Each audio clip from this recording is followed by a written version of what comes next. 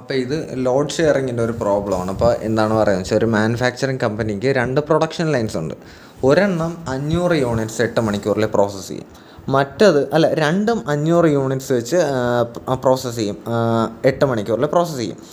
ഇങ്ങനെ രണ്ടും കൂടെ ഒരുമിച്ച് പ്രോസസ്സ് ചെയ്യുമ്പോൾ ആദ്യത്തെ ഫെയിലിയർ റേറ്റ്, അതായത് λ1 എന്ന് പറഞ്ഞാൽ 3 ഫെയിലിയർ പെർ 8 അവർ ഡേ ആണ്. അപ്പോൾ നമുക്ക് എന്ത് കിട്ടി? λ1 3/8 എന്ന് നമുക്ക് കിട്ടി. അതുപോലെ തന്നെ നമുക്ക് അവിടെ പറയുന്നുണ്ട് ഫെയിലിയർ റേറ്റ് ഓഫ് ലൈൻ 2 എന്ന് പറയുന്നത് 2 ഫെയിലിയർ പെർ 8 അവർ ഡേ ആണ്. അപ്പോൾ നമുക്ക് എന്ത് കിട്ടി? λ2 = 2/8 എന്ന് കിട്ടി. പക്ഷേ നമ്മളവിടെ വേറെ എന്താ പറഞ്ഞിട്ടുള്ളത്, ഈ ഒരു ലൈൻ ഫെയിൽ ആയിക്കഴിഞ്ഞാൽ മറ്റേ പ്രൊഡക്ഷൻ റേറ്റ് കൂടും. കാരണം ഒറ്റയ്ക്ക് പണിയെടുക്കണമല്ലോ, കഴിയുന്നതും 500 1000 പക്ഷേ ഇത് 800 വരെ എത്തുന്നുള്ളൂ. എന്നാലും പറ്റുന്ന പോലെ ചെയ്യണം. അപ്പോൾ അത് 800 കൂടി. പക്ഷേ അപ്പോൾ എന്താ വെച്ചാൽ അതിൻ്റെ ഈ ഫെയിലിയർ റേറ്റ് കൂടും. അപ്പോൾ എന്തുവാ, ആദ്യത്തെ ഫെയിലിയർ റേറ്റ് കൂടിയിട്ട് 6/8 ആയി. അതാണ് λ1 = 6/8 ആയി. രണ്ടാമത്തെ ഫെയിലിയർ, ആദ്യത്തെ ഡാമേജ് ആവുന്നെങ്കിൽ രണ്ടാമത്തെ ഒറ്റയ്ക്ക് പണിയെടുക്കണം. അപ്പോൾ അതിൻ്റെ ഫെയിലിയർ റേറ്റ് ആയിരിക്കും കൂടുന്നത്. അതായത് λ2+ ആയി.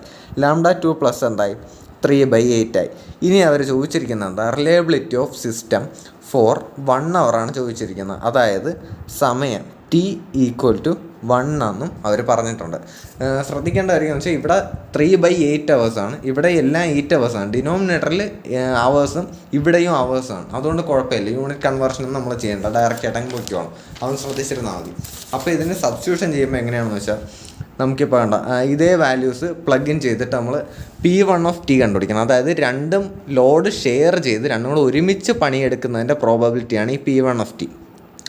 അത് നമ്മൾ കണ്ടുപിടിച്ചു, P1 കണ്ടുപിടിച്ചു. അത് കഴിഞ്ഞ് P2 കണ്ടുപിടിച്ചു. അതായത് ആദ്യത്തത് ഡാമേജ് ആയിട്ട് രണ്ടാമത്തത് മാത്രം ഒറ്റയ്ക്ക് പണിയെടുക്കുന്ന കേസാണ് P2. അതിനുള്ള പ്രോബബിലിറ്റി നമ്മൾ കണ്ടുപിടിച്ചു, അതിനുള്ളത് നമുക്ക് വാല്യൂ കിട്ടി. അതുപോലെ തന്നെ P3 കണ്ടുപിടിച്ചു. അതായത് രണ്ടാമത്തത് ഡാമേജ് ആയിട്ട് ആദ്യത്തെ മാത്രം പണിയെടുക്കുന്നു, അതിൻ്റെ ഉള്ള പ്രോബബിലിറ്റിയും കണ്ടുപിടിച്ചു. അതാണ് P3. ഇനി നമ്മൾ മനസ്സിലാക്കേണ്ടത്, ഇതിൽ ഏതെങ്കിലും ഒരെണ്ണം വർക്ക് ചെയ്താൽ തന്നെ പ്രൊഡക്ഷൻ ലൈൻ വർക്കിംഗ് ആണല്ലോ.